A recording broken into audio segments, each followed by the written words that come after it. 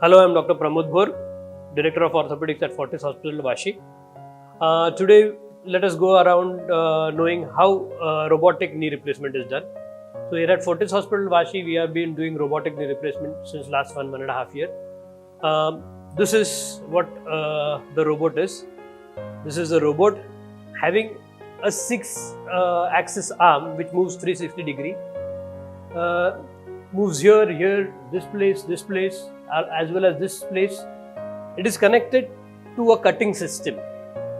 This is the robot, the main part of the robot.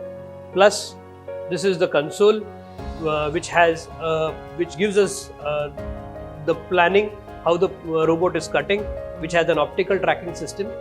So let us go on to know how a robotic surgery is done. Number one, the basic advantage of a robotic system is robotic knee replacement is the planning. For each and every robotic surgery, the knee replacement that we are doing, we are planning using a CT scan.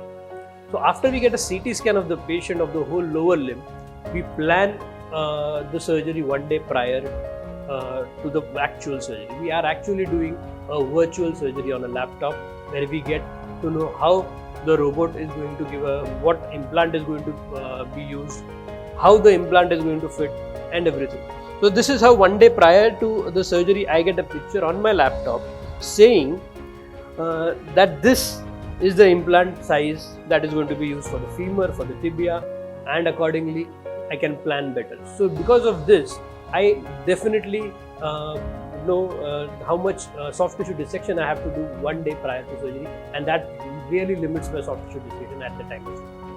So once this planning is done, I then get this plan on a USB which is attached to the robot, which is fed to the robot one day at the time of surgery. Then there is a system check that happens, which is basically a unsterile process which is done prior to surgery just to check whether the robot is working fine. After this unsterile process is done, then only we start inducing the patient, because we have to know that the robot is working absolutely fine. So that is the main crux of the treatment. So secondly, after that is done, we prepare the patient. As a surgeon, I start the surgery. I expose the knee joint either by a parapatellar or a subvastus approach. After that is done, we mark on the robot. So this robot has an optical tracker here. So this is an optical tracker which shows basically, which normally takes up the markers. These markers are attached on the system, on the femur as well as the tibia. So once these markers are attached, so what we do when the markers are attached is we mark on the bone. We surface mark the femoral surface as well as the tibial surface with a probe. There is this kind of probe that is there. These marker balls that are there are attached here. So this is the probe that is seen. Then I mark on the femoral and the tibial surface, and a second 3D image is created by the AI system. Once these two 3D systems are the CT scan as well as this 3D system are superimposed by the AI system, and then I make a final call how the robot is going to make a cut, or how much do I really need to cut the bone so that I can fit my implant the best. Whatever changes are to be made, I can make at this time also. So that is the basic important step that we are needing. This really reduces the soft tissue dissection, the soft tissue balancing that is needed. Coming down, once I have marked, once I have accepted the plan, then how does the robot goes and cut the bone? So this is a chuck and this is the cutter. So this is a milling system. You can see this is a diamond tip cutter here which is used. This goes here. The robot, this is an unsterile system now. It is every surgery we have a new cutter, new this thing.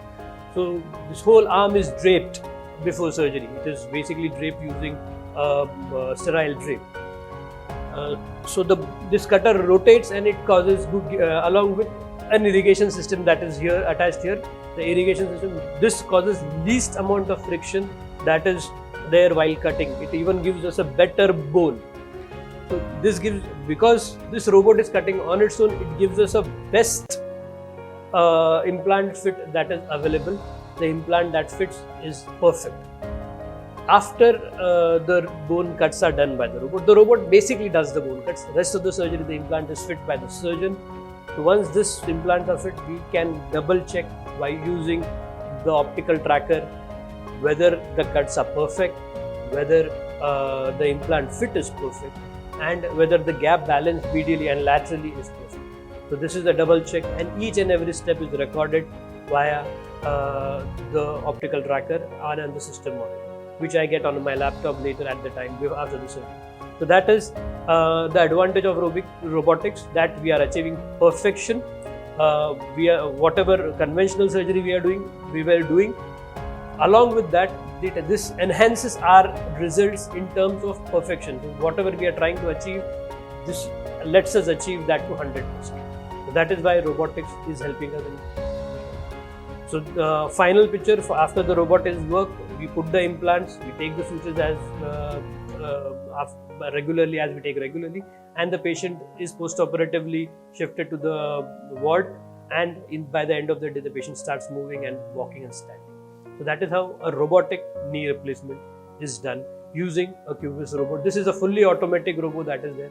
The advantages, what I'm trying to tell you, the advantages are perfect fit, perfect alignment because of the planning, lesser blood loss, lesser bone loss, and definitely a longer life of the implant. Thank you.